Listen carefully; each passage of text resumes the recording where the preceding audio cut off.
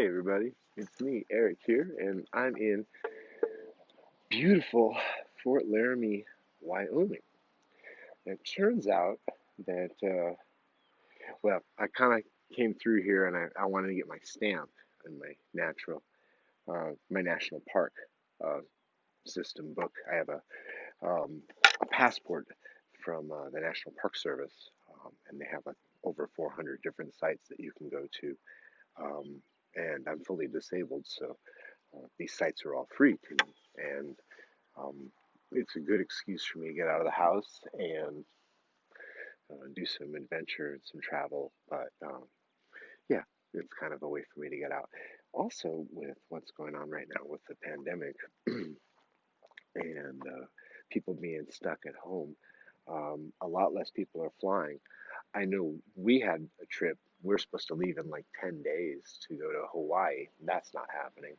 And so it's not just me, but a lot of other people, I mean, a lot of other people also aren't traveling. They're not going to their favorite destinations. They're not taking advantage of the timeshare that they have in Mexico or wherever they might have one in. We were going to actually go to somebody's timeshare in Hawaii. Nobody's using those things. They might be using them locally. So anyway, I had to take a road trip back to Minnesota for some other reasons. And on the way back on the road trip, it dawned on me that these old auto routes, um, Route 66 is the best known one, but these old auto routes that were initially put in the 30s to encourage people to drive westward and to come out and tour some of the national parks, the big national parks. Well, there's auto tour routes that actually follow what was the Oregon Trail, the California Trail, the Mormon Trail, and they also follow most of the rivers in the West.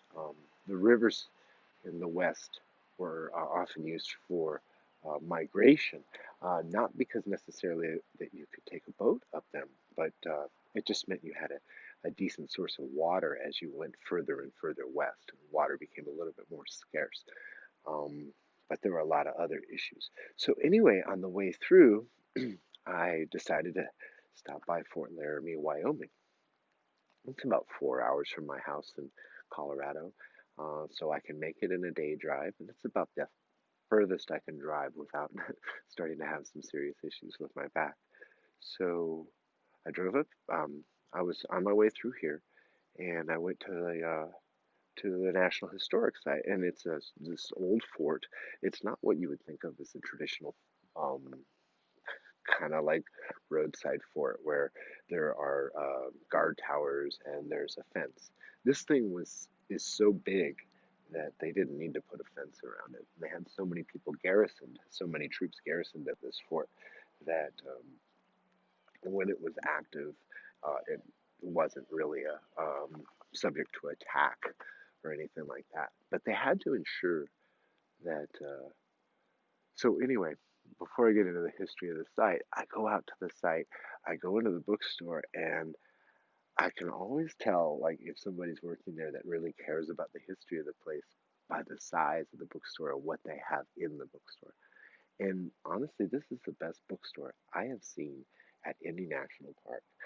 It has, um, it doesn't have a lot of the really kitschy kind of colorful books that some of the bigger national parks do, where they have like coloring books and whatnot just for the park, every book here is like um, a historical account of westward migration or with the Native Americans, their response and their experience of westward migration.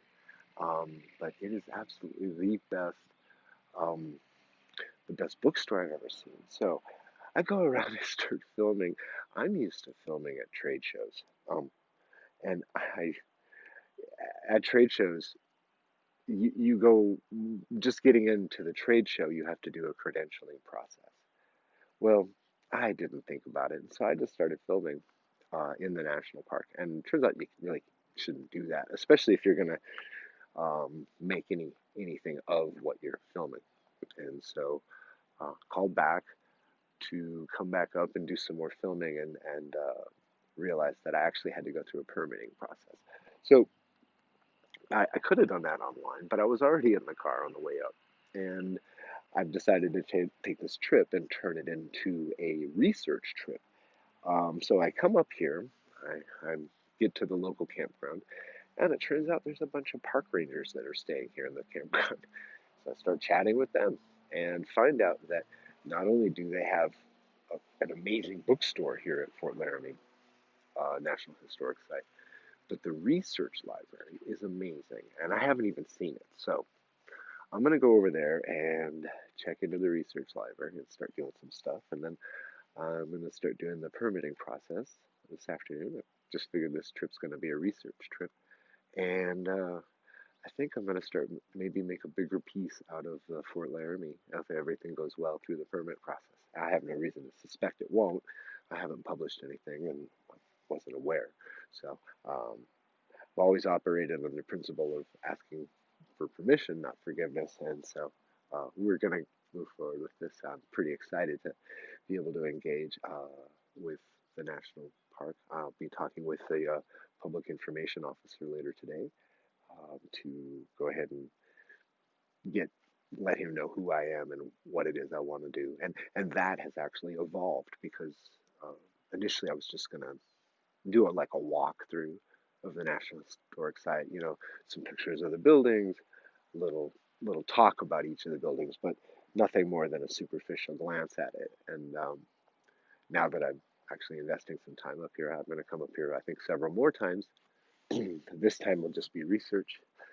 I'll go home, work on some narration, and try and do a longer form piece. This will be my first one, but I've been looking for a bigger project to do, and I don't mind going through the due diligence to get into the national park and work with the National Park System Service. I think it's a big opportunity to start, and the research library here is just amazing. The westward migration is really a story of the United States and a story of our country, and so it's just super um, cool to be here. Now let's get back to those auto tour routes. So with people not flying anymore, um, I believe there's going to be a renaissance of these old towns that were on the auto tour routes that have suffered for decades economically because of the interstates that have bypassed them. This is a great example. We've got I-80 and I-25 are very close by. I think I-25 is maybe 30 miles from here, and there's not much traffic that comes through this town unless it's local agricultural traffic. But economically, I'm at a RV lodge that clearly had seen better days. It's very nice here. Don't get me wrong, but I see a resurgence or a renaissance of people getting in RVs and going out and touring the country and learning about the history of this country. Um, from all angles, from all sides. And I think this is just there's Route 66, of course, in the south. Um, but we have Route 26, there's Route 14, there's Route 34, there's Route 40. Um, all these uh, all these auto routes go east-west, and they all go through some amazing towns. With each one is just a little snapshot of history, United States. Um, we're in Wyoming, I'm at Fort Laramie, so they have the oldest building in Wyoming is just a few miles away. It's the first settlement in Wyoming. They followed the Platte River up here, and the history here is there's a deep story here that's just kind of been forgotten about because of progress and because people could travel by air and go to other cool countries and stuff. So now that that's kind of stopped, I kind of I would not be surprised. KOA campgrounds had their best year ever last year. Um, the RV industry is uh, is just gangbusters right now. They can't. Their inventory just keeps moving like crazy.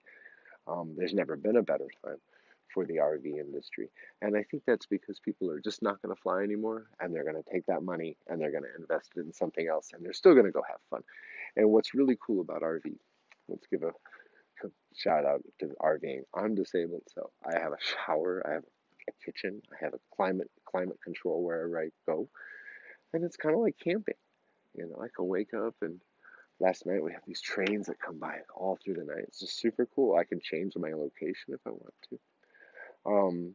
But RVing, um, it gives you a chance to do vacations, but in a time of pandemic, do them in a bubble. You're able to contain yourself and for the most part stay away from other people, but still go out and travel and enjoy yourself and also support the local economy.